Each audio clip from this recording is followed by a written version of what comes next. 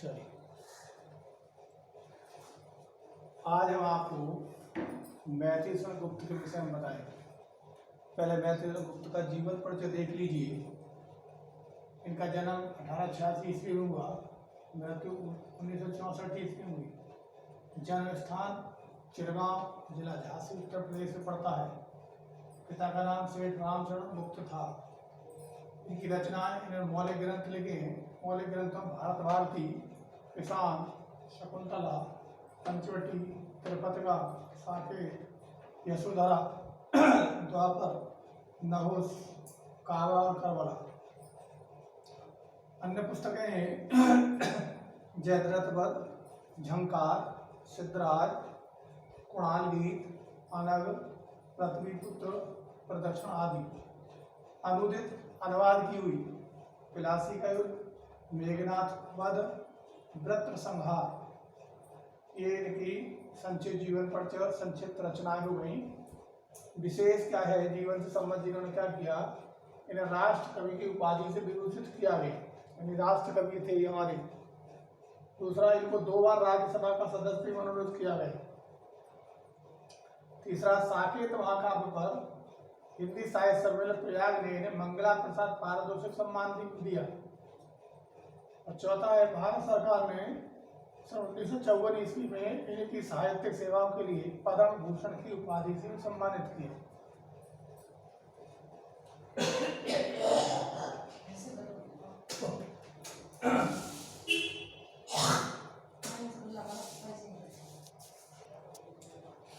ये इनका संक्षिप्त जीवन परिचय है, यानी 1886 पैदा हुए, 1964 में प्रवास हो गया।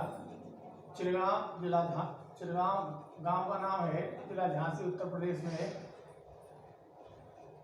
पिताजी का नाम सेठ रामचंद्र गुप्त था।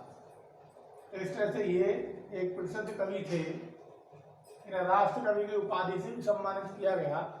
2 बार इनको राज्यसभा का सदस्य मनोनीत किया गया।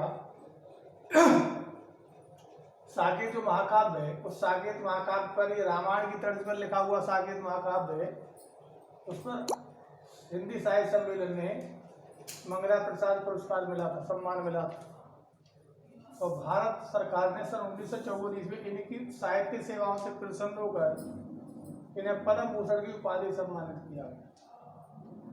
तो ये इनका संक्षिप्त जीवन परिचय है। अब आपके इनका पहला शीर्षक है केकई का अनुताप। अनुताप कहते हैं पश्चाताप। जब राम को वनवास हो जाता है, तब भरत जी वापस आते हैं। उन्हें पता लगता है कि मेरी माता जी ने राम को वनवास दे दिया, घर से निकाल दिया है। तो वो राम को मनाने के लिए जाते हैं।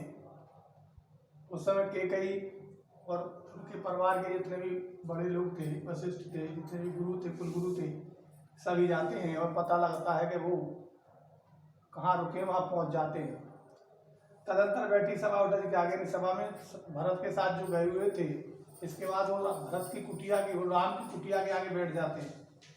नीले वितान के तले दीप बुझागे, खुला आसमान था और नीला जो आसमान है ऐसा लगता तंबू है, और जो तारे हैं वो एक तरह से दीपों की तरह चमक रहे हैं, टकटकी लगाए नयन सरोकेते हुए। और इस सभा में देवता लोग भी प्रणाम को जानने के लिए, राम के प्रश्नों के उत्तर सुनने के लिए अपनी निगाह, अपनी दृष्टि राम के ऊपर लगाए हुए थे। प्रणाम उत्सव भया तो उन्हें, पर राम कुछ डर भी था। सोच रहे थे कहीं राम जी ऐसा निर्णय ना ले लें जिससे कि वो अपने निर्णय से पलट जाएं और हम जिस उद्देश्य से राम का वनवास हुआ है वो उद्देश्य पूरा ना हो। ऐसी उनके मन में, किसके, देवताओं के मन में भी कुछ आशंका थी। उत्पुल्ल करौंदी कुंज बाबू रह रहे, वहां का जो वातावरण था वो करौंदी आदि के पुष्प थे, उसकी सुंदर हवा आ रही थी, और वो सुंदर हवा सबके मन को प्रसन्नित कर रही थी। चंद्रलोक था वहां, चांद जैसी, वहां ऐसा लग रहा था कि चंद्रलोक है, और चंद्रलोक के समान वहां चांदनी फैली हुई थी। उस चंद्रलोक के समान चांदनी फैले वहां पर श्री राम निकल के आते हैं, कुटिया से आते हैं। फिर वो गंभीर स्वभाव के थे, तो अपनी समुद्र जैसी गंभीर वाणी में बोले, यानी प्रभु बोले गिरा गंभीर निर्दिवसी, निर्दिवस जैसे समुद्र गंभीर होता है वैसे गंभीर स्वभाव में श्री राम ने भरत जी से कहा। अब इसके यहाँ तक के पैराग्राफ में प्रश्न लिख लीजिए, क्योंकि उसके बाद आगे बढ़ाएंगे। फिर कार्य लिख लीजिए इसके थोड़ा सा, उसके बाद आगे देखेंगे। पहला प्रश्न है इसमें,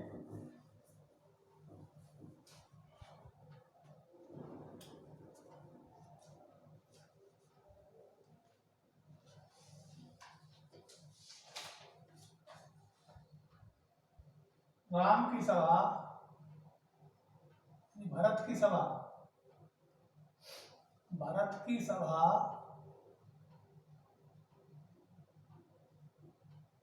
कहाँ बैठी है?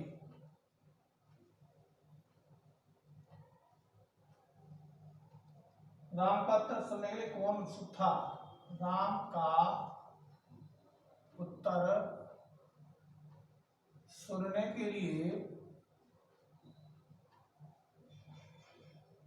कौन उत्सुक था?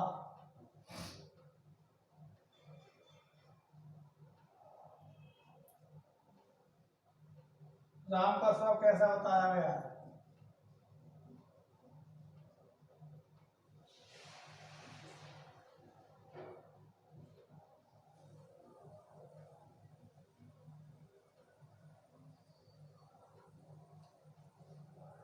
सागर की पर्यायवाची लिखी।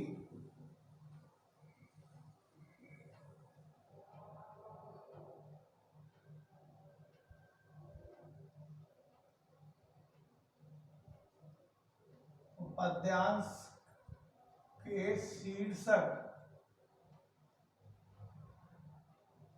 और कवि का नाम लिखो।